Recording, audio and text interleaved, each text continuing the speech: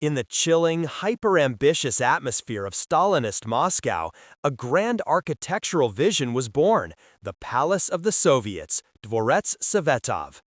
This was not just a building, it was intended to be the colossal physical embodiment of communism, a secular temple to the proletariat, and the undisputed tallest structure on Earth. Rising to over 415 meters, surpassing the Empire State Building, it was to be crowned by a monumental 100-meter statue of Vladimir Lenin, whose raised hand alone would be taller than the Statue of Liberty.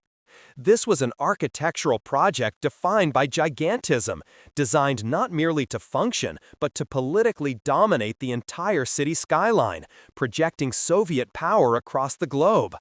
Its tragic fate was that its destructive birth guaranteed its own eventual proscription and demise. To make way for this ultimate monument to the new ideology, a catastrophic architectural sacrifice was demanded: the complete, deliberate, and spectacular destruction of the Cathedral of Christ the Saviour, one of Russia's most important 19th-century religious structures. This act of demolition in 1931 was an unprecedented political ban on religious heritage, clearing the ground for the palace. Yet, despite the immense political will, financial commitment, and architectural talent poured into the project over 2 decades, the Palace of the Soviets was never completed. It remains one of the greatest vanished architectural grandeur stories of the 20th century, a phantom structure whose very foundation tells a complex tale of ambition, cruelty, and eventual failure. Welcome back to Vanished Grandeur, where we investigate structures that were physically lost, politically destroyed, or forbidden from being completed. The Palace of the Soviets, designed primarily by architect Boris Iofan, was the centerpiece of Stalin's plan for the radical reconstruction of Moscow.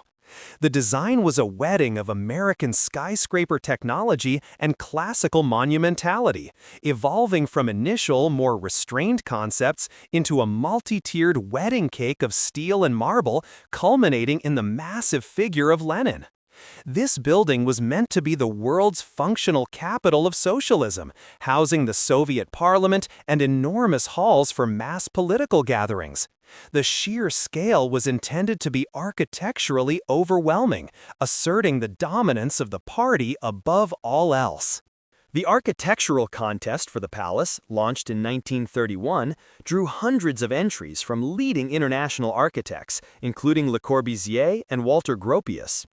However, the final design selection was heavily influenced, if not dictated, by Joseph Stalin himself, who favored the highly ornamental, imposing, and explicitly figurative style of Boris Iofan's team. The palace was required to be an unambiguous architectural declaration of totalitarian power and ideological triumph. The sheer effort to realize this singular massive building diverted monumental resources from other national needs, highlighting the extreme political priority placed on the creation of this visual symbol of the new Soviet order. The first, most dramatic step was the proscription of the Cathedral of Christ the Saviour, built to commemorate Russia's victory over Napoleon.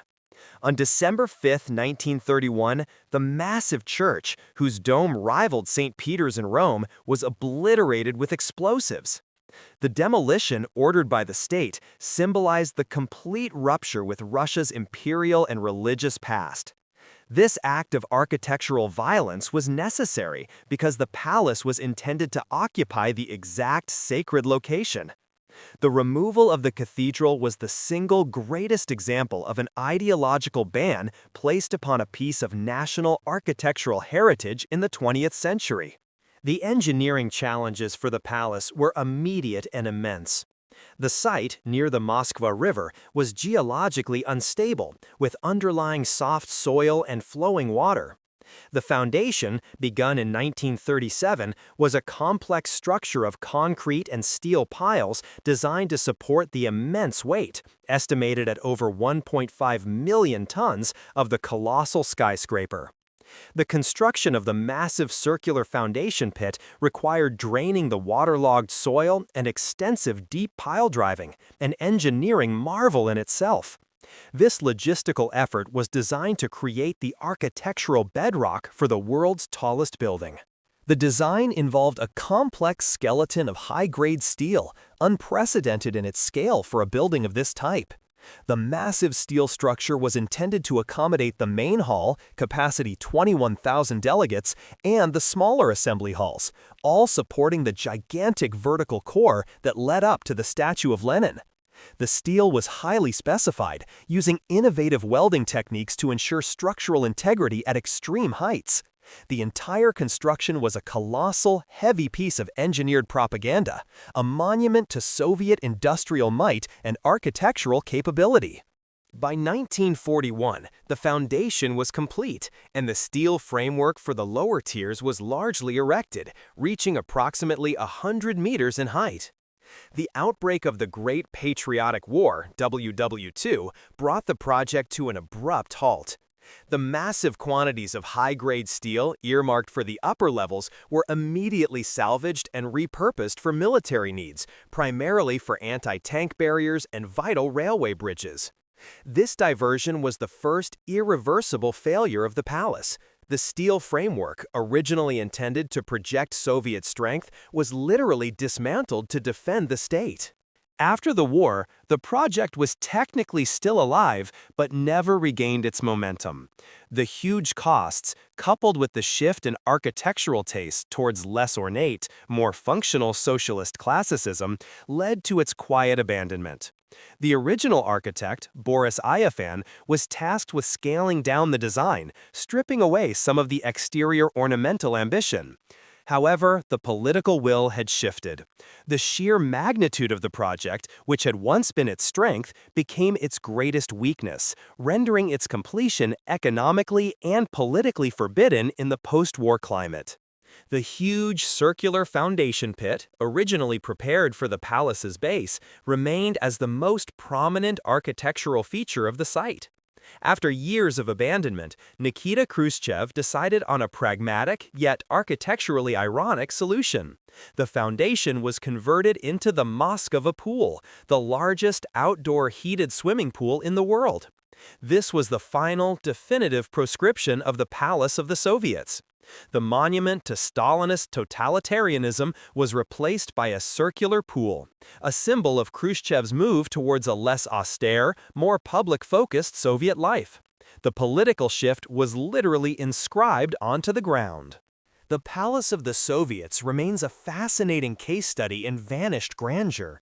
It lives on primarily through its highly detailed blueprints, conceptual drawings, and massive models. These documents show the intended scale of the interior, the main hall, capable of holding thousands, designed with elaborate murals and lighting, all intended to create a sense of awe and conformity among the political elite. The unbuilt structure profoundly influenced other Soviet building projects, particularly the Seven Sister skyscrapers, Stalin's wedding cakes, that now define the Moscow skyline, which borrowed elements of the palace's tiered ornamental style. The architectural style of the palace, heavy, ornamental, classical in form, but socialist in symbolism, is the definitive example of totalitarian architecture. Its function was to overwhelm the individual and celebrate the state. This genre of architecture, which prioritized scale and political messaging over human scale and function, was ultimately deemed forbidden by later Soviet leaders, who sought a less costly and less megalomaniacal architectural image, leading to the functionalist, drab construction of the Brezhnev era. The failure of the palace, paradoxically, provided crucial engineering data. The detailed studies of the Moskva riverside conditions, the foundation techniques used, and the analysis of the steel structure contributed significantly to the understanding of constructing massive structures in challenging environments.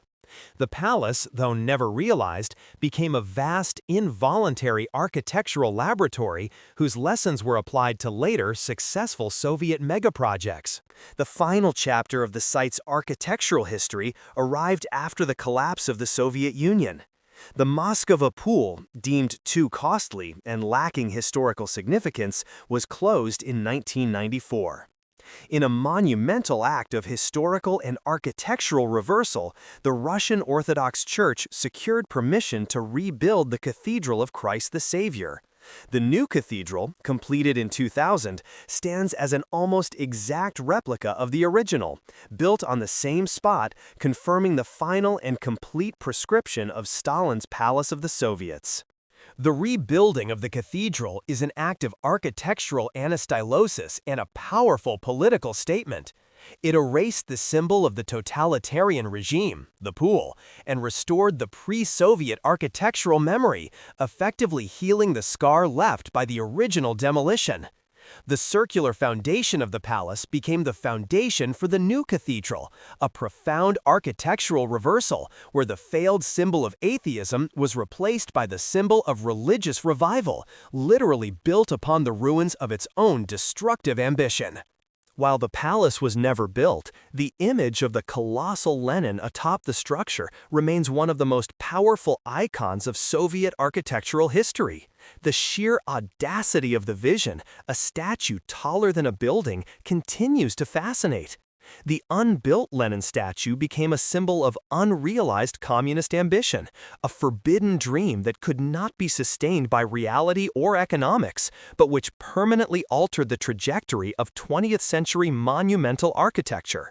The site of the Palace of the Soviets is a unique architectural palimpsest showing three distinct eras of Russian history: the imperial past, cathedral, the Stalinist ambition, palace, and the post-Soviet revival. The palace itself failed not due to a single catastrophe, but due to the complex interplay of political shifts, wartime diversions, economic impossibility, and the practical collapse of its own megalomaniacal vision. The ultimate architectural failure was the project's inability to survive its own ideological rigidity. The Palace of the Soviets demonstrates the true cost of architectural gigantism motivated purely by political projection. The initial, destructive prescription of the cathedral was the moral failing of the project, which was then punished by its own economic and logistical impossibility. The site today is a profound lesson that architectural endurance is based not on political decree, but on practical functionality, economic viability, and cultural resonance. The vanished grandeur of the Palace of the Soviets provides a chilling reflection on the nature of political architecture. The greatest monuments created by totalitarian regimes are often those that remain unbuilt or destroyed because their scale and ambition exceed the sustainability of the ideology they represent.